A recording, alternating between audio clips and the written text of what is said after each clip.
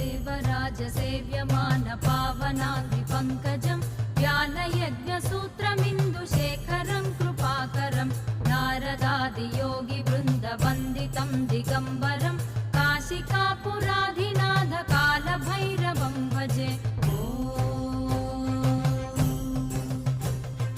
भानुकोटिभास्वरं भवाब्धितारकं परं नीलकण्ठमीप्सितार्थदायकं त्रिलोचनं कालकालमम्बुजाक्षमक्षशूलमक्षरं काशिकापुराधिनाथ कालभैरवं भजे।